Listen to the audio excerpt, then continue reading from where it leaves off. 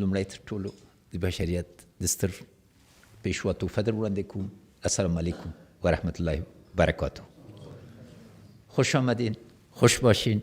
عید به همه مبارک، اختر مو ټول ته مبارک سي. اما خبرې درې برخې دي. اول مننه په څو اصل باندې. اول مننه چې نن هم تشریف راوړ او پیغام ټول کورني ضرورت لري، ولس سره ګوري، اماده چې نن دلته راغلی ما ته ویاړ راکړه. خدای مو په خیر ساته، خدای مو په عزت ساته چې ما غوښتنه مو منله او دلته هم تشریف راوړ. دوم تشکر از اینکه شوراها را تشکیل کردیم. شوراها نهادهای مردمی است، نهادهای رضاکار است و هر نهاد مردمی من میفهم چقدر وقت میخواه، چقدر توجه میخواه و چقدر دقت میخواه. ده کنر دی اوخان قصه در توگ لوی مجلس که کناستلی روغی کول یا شپون راغه ولی اوزه عاجل کار میده در سر اود ولی اوزه میوره کسی بید اوزه باید پیدا کی خان نیم خپل ناظرانو لیگل چې اوزه ورته پیدا کی ولی همدا سړی چې مجلس نمی باسی سبا را باندې سر ورکی. دایی موگو تاسی دو دستور ده. سوم شهرت نیک در افغانستان پیدا کردن بسیار مشکل است، شهرت از دست دادن بسیار آسان است. نو هر یو د تاسې چې د ولس اعتمادم ګټلی ډېر لوی کارم کړ. نو ځکه زه مننه کوم، ځکه اول چې حکومت جوړ سو که تاسو په یاد یې ما د ملي پیوستون بنیاد کېښود چې دا سرمایه منځته راسي. دا سرمایه اوس تاسې ایجاده کړې او زه منندوی یم.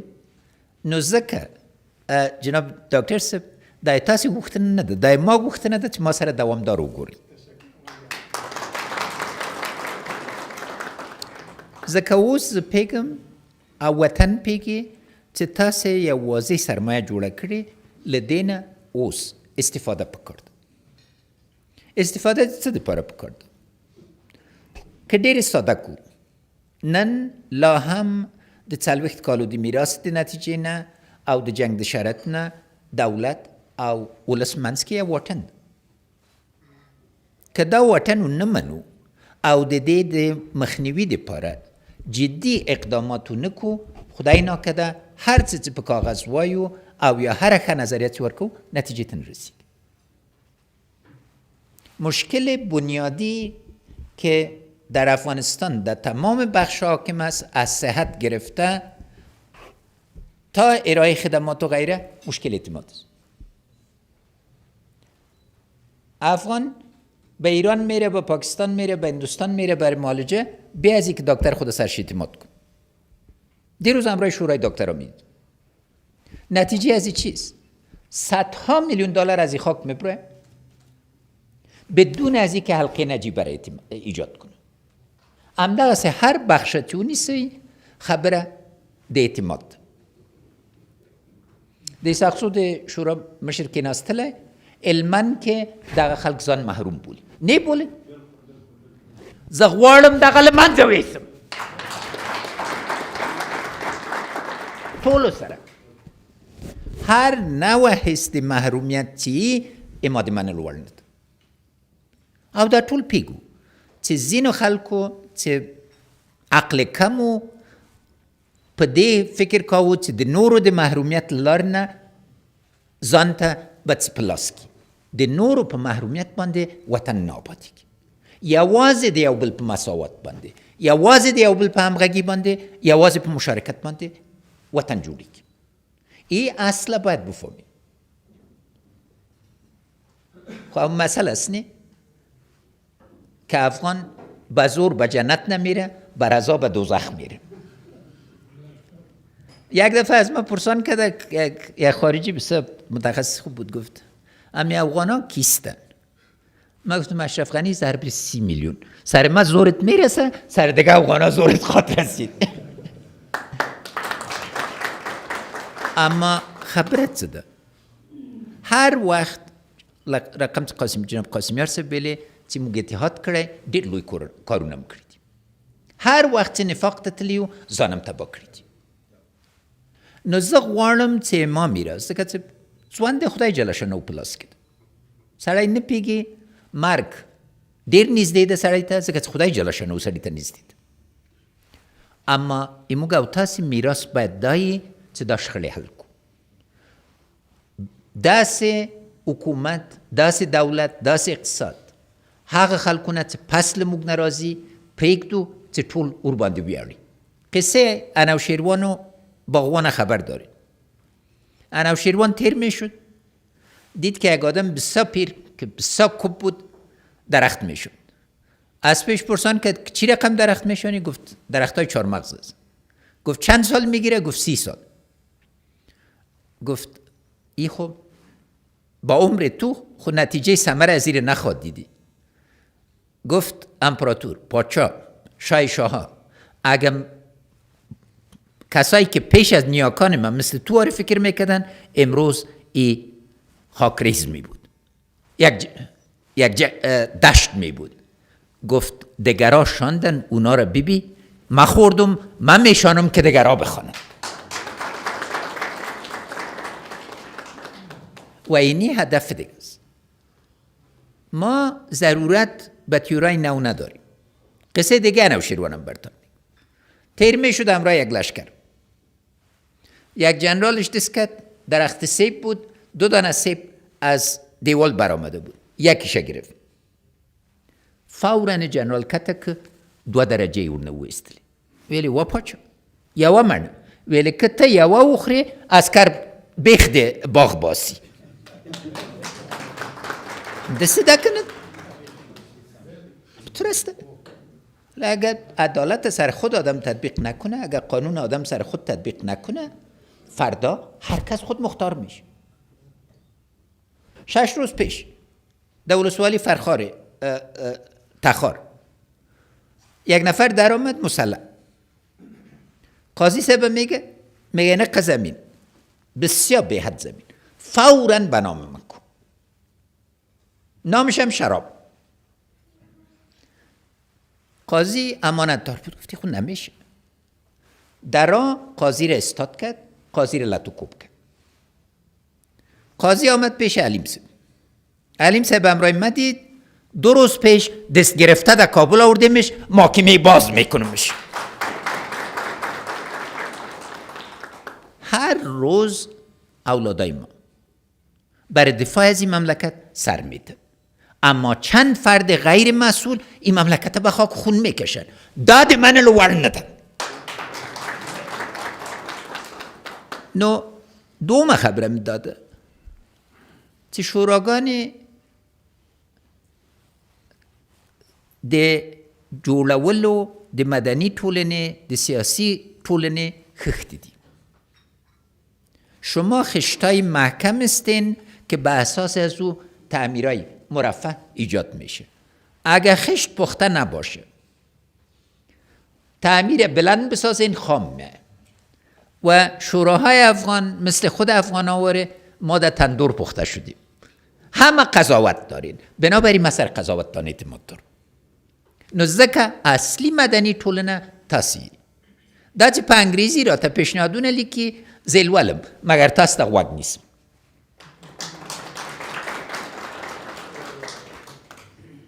نو دلته مې خاصې غوښتنې دي.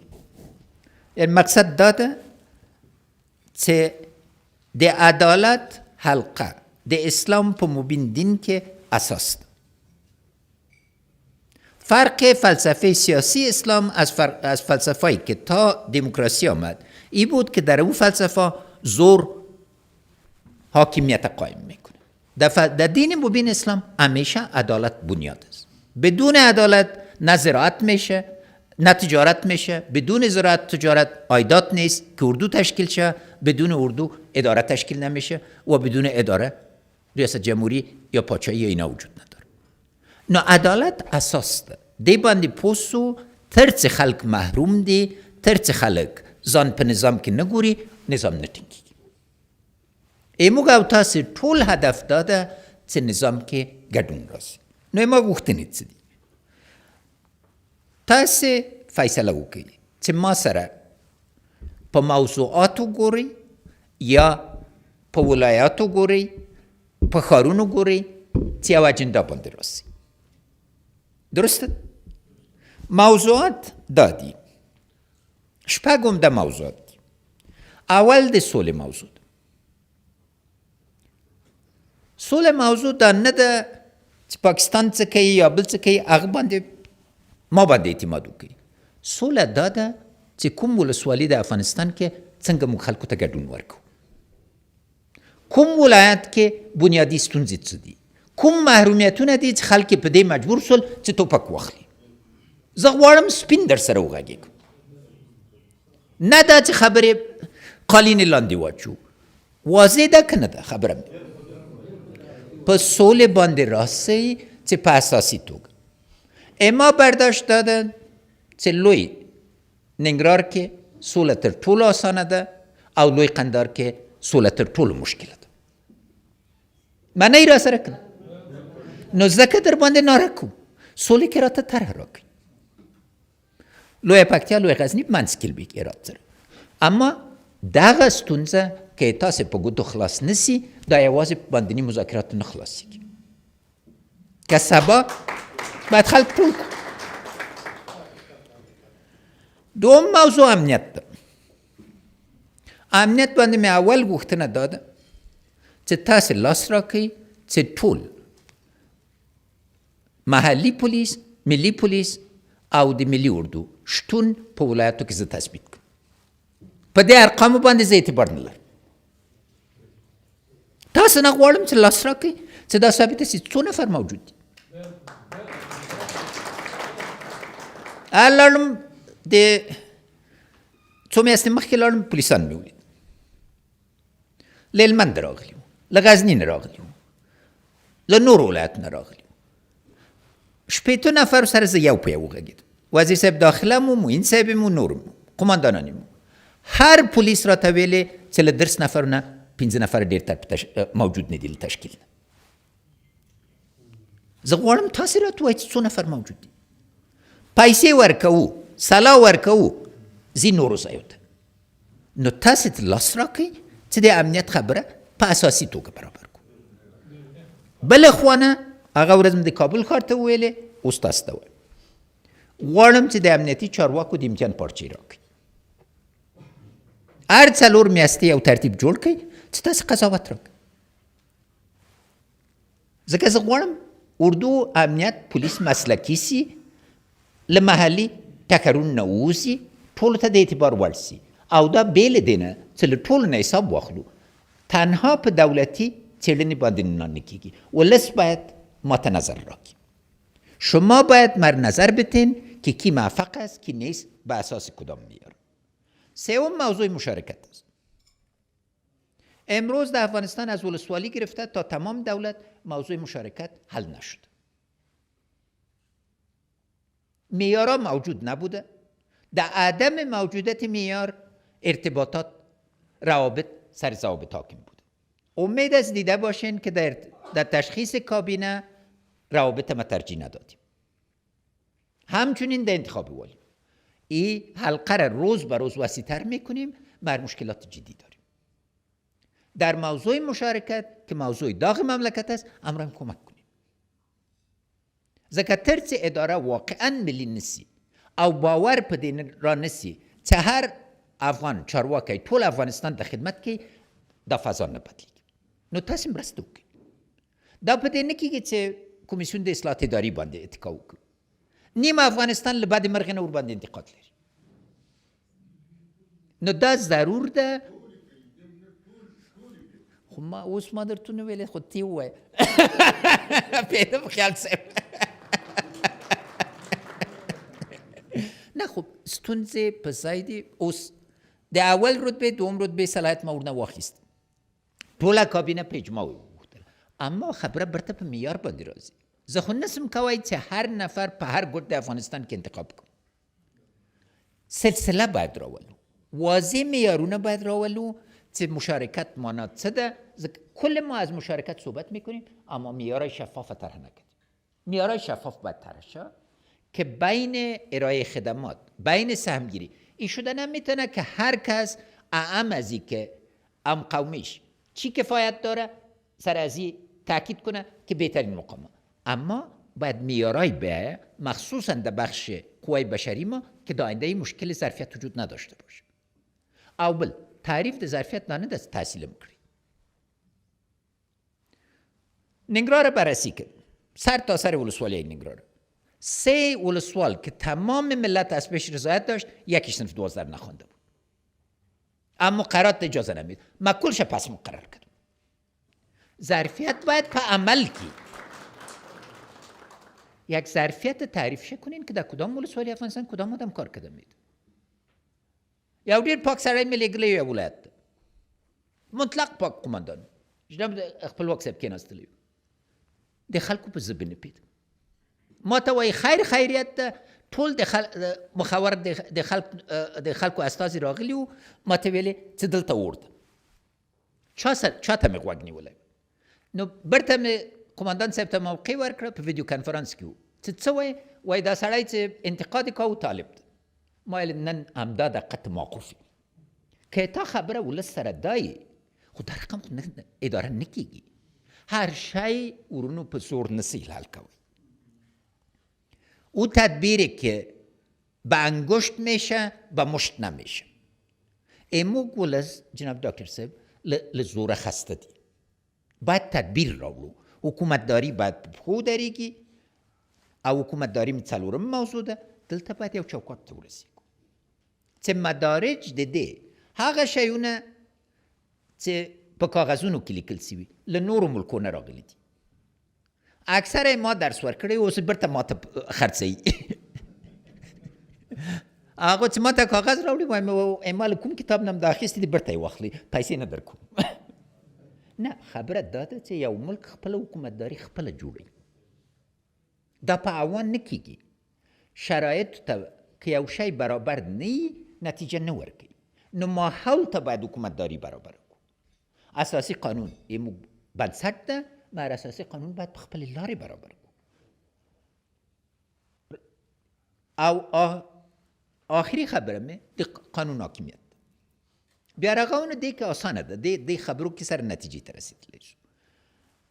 نو په پای کې بیا هم زه ټول ته د اختر مبارکي درکوم.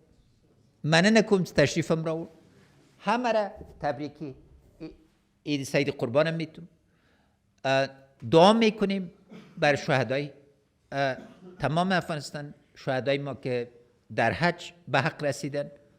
اخبار آخرم که من از وزیر صاحب حج و اوقاف گرفتم، فضل خداوند در مینای شریف تعداد افغانا تا بالا کس تثبیت نشده. یوازې 9 نفره په تلیفون نسو پیدا کولی، اما ګورو چې تثبیت کو. نور ټولو ته ډېر منظم ترتیب نیول سوی و او غوښتنه مې اوس دا ده له ټولو شوراګانو امنیتي قواو پسې ودرېږي. انتقادونه به ډېرې انتقادونه په سر و سترګو منو، مګر یو ټکي باندې ټول پوه سي. امسال مثل که من پیش بینی کرده بودم سختترین سال امتحان بقای افغانستان بود. قوای امنیتی و دفاعی ما با قربانی‌های بسیار زیاد از امتحان برآمدن. انال تقاضای میز که ملت افغانستان به یک آواز منسجم پشت سر از این استاد شد. څو نفر مراتو ویلي ښه څو چې ښه مې ولیدل. زه هېڅ وخت ناروغه نه وم، په پښه باندې سر له منځه نه ځي. نو دا دوه لوی دروغه د افغانستان ته تاسې ګورئ. اول 2 کاله ټول طالبانو د قناعت ورکړه چې ملا عمر ژوندی ده. د مړي په نامه جنګ کوي، ژوندي سړي ته وایي چې مړ ده. نو هیله ده 28 میاشتې، بلکل 28 میاشتې. نو ته فکر وکړه. او زه چې هره ورځ مې اما بدترین ورځ مې چې پس له عملیات د پښو وه، 2 ورځې کې ما ته ډاکټران راغلل وایي دا د درد دوا وخوره. مایل زه د داسې ملک ولسمشر یم چې هلته د درد دوا سړی خوړی نسي ویلې ولې مایل که ما ته یو تلیفون راسي او ما سر ګنګ سي نو ته فکر کوې چې مملکت کې به مې په جنجال پونغسي نو اما بدترین ورځ کوم چې وه 8 ساعته ما کار کوو او بیا 14 اما خلک 14 ساعتو باندې بلد وو خیال یې کوو چې زه مړ یم نور چې 2 ساعته په ورځ کې کار کوي هغوی ته هېڅوک څه نه وایي نه بیا هم د زړه له کومې نه مننه چې تشریف هم راوړ عید اختر مبارک عیدتان مبارک بخیر باشین انشالله من چون یک مجلس دیگه دارم از پیشتان معذرت میخوایم چون بزرگای دیگه هستن